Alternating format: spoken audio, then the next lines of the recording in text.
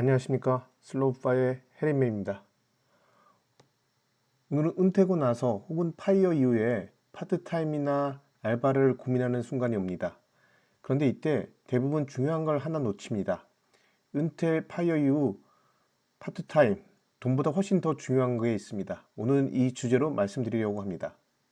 생활비가 조금 필요해서 혹은 제2의 삶을 위해서 창업, 새로운 직장, 부업, 파트타임, 알바 등 선택지는 많이 있습니다.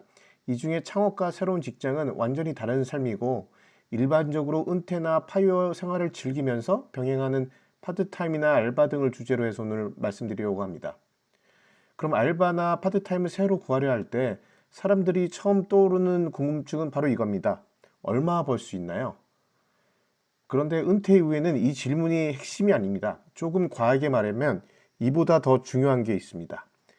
은퇴 후 부업의 본질은 소득의 창출, 이게 아니라고 하지만 이것과 더불어 재무적 자격을 구매하는 것입니다. 여기서 재무적 자격이라고 하는 것은 직장 가입자 자격을 얻을 수 있는 4대 보험을 의미하는 건데요. 연금이 충분한데도 굳이 일을 이어가는 분들이 이것 때문에 그 직장 가입자 자격을 유지하려고도 합니다. 은퇴 후 가장 무서운 고정비가 바로 이겁니다. 건강보험료. 직장을 나오면 대부분 지역가입자로 바뀝니다. 이때부터는 소득이 없어도 부동산, 금융자산 이런 걸로 기준으로 해서 보험료가 매겨지고 폭탄이 되죠. 아무 일도 안 하고 있는데도 고지서가 날아옵니다. 월 30에서 한 50, 많으면 50만 원.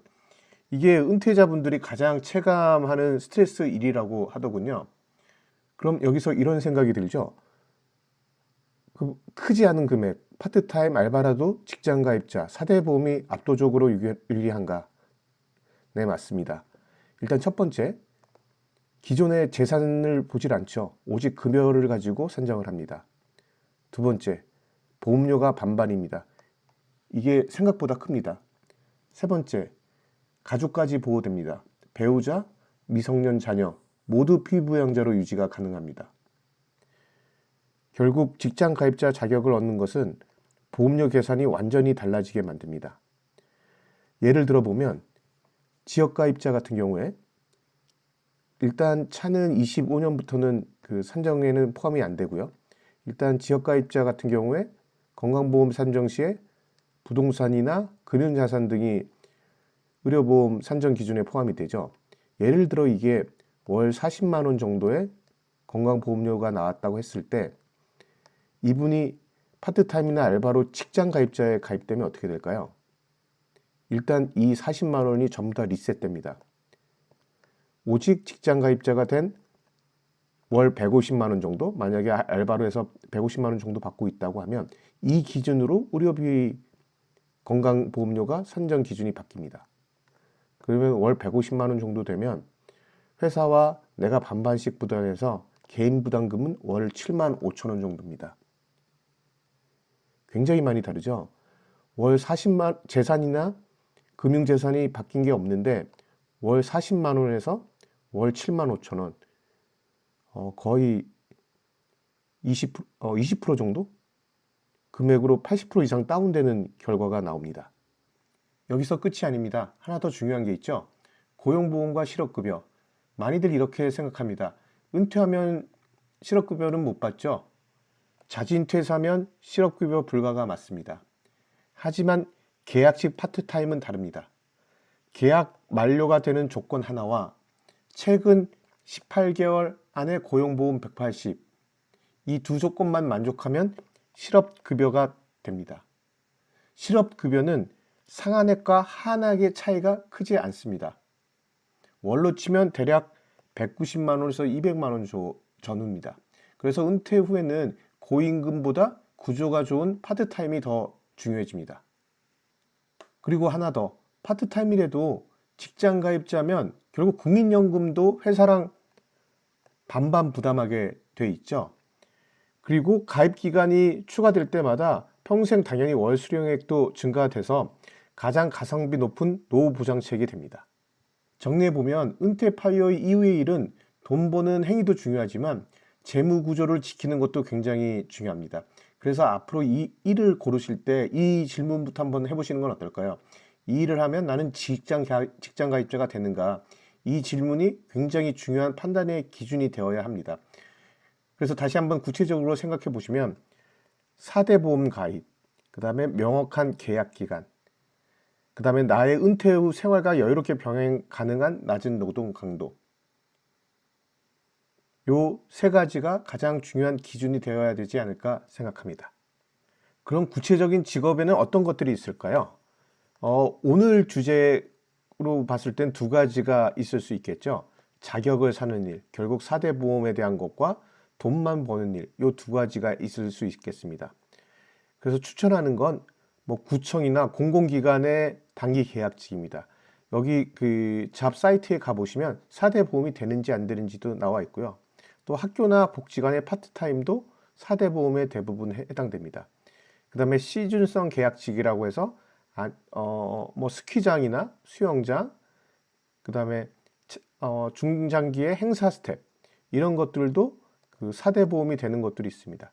그래서 이런 것들을 추천하고요. 반대로 비추천하는 건 프리랜서라든지 용역 파견, 배달, 일용직, 이런 비추전 일자리는 돈을 벌게 해주지만 우리가 원하는 자격은 살 수가 없습니다. 예를 들어 볼까요? 이 추천하는 직업에서 100만 원과 비추천에서 150만 원을 번다고 해도 이 추천에서는 자기가 갖고 있는 자가주택이나 다른 금융자산에 해당되는 것들은 의료보험 부과 대상 산정 기준이 되지 않습니다. 하지만 프리랜서나 용역파견 이런 직은 어차피 지역가입자이기 때문에 이 금액에다가 집과 금융자산을 더해서 의료보험을 기준을 산정하게 되어 있습니다. 굉장히 불리하게 되어 있죠. 그래서 돈이 50만 원 더 버는 것 같지만 실제로 의료보험들을 따져보면 꼭 그렇지는 않을 수 있다 이렇게 생각을 합니다. 조금 더 어드밴스된 전략으로는 셀프 직장 가입자가 있습니다. 이게 뭐냐면 결국 법인을 만드는 겁니다.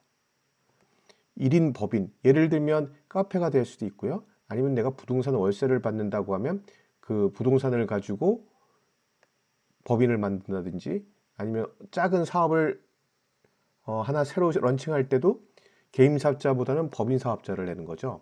그러면 본인을 대표이사로 등장해서 본인에게 최소 급여를 지급하면 이게 결국 건강보험료도 최소 급여이기 때문에 조금 나오고, 이것도 법인과 내가 50대 50으로 분담하고 해서 소득 부분을 통해서 절세가 가능한 이런 전략도 쓰는 경우가 있습니다.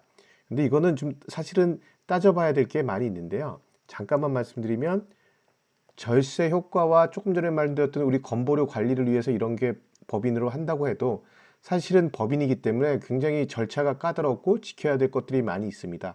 그래서 이거에 따른 회계 비용이라든지 방금 들었던 여러 가지 지켜야 되거나 신고해야 되는 행정 부담이 있습니다.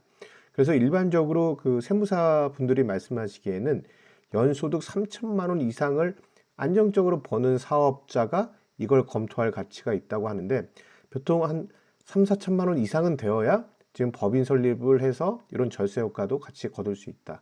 이렇게 말씀드릴 수 있을 것 같습니다. 이건 그냥 작은 팁이었고요. 다시 돌아가면 결국 은퇴 후 파트타임은 용돈이나 아니면 생계의 보조수단이 아닌 중요한 재무관리 도구입니다. 이를 통해 건강보험료 방어, 국민연금 증액, 실업급여의 안전망을 가져올 수 있습니다. 다만 오늘 말씀드린 내용은 직장가입자, 즉 4대 보험 관점에서 어떤 파트타임을 선택하느냐입니다. 제일 중요한 건 여러분들의 제2의 삶이나 행복을 위한 알바나 파트타임, 평소 사회에 기여하려고 했던 일들이 더욱더 중요한 게 맞습니다. 오늘 말씀드린 건 재무 관점에서만 설명드렸다는 점 이해 부탁드립니다. 오늘은 여기까지 말씀드리도록 하겠습니다. 슬로우 파이어의 해리민이었습니다. 감사합니다.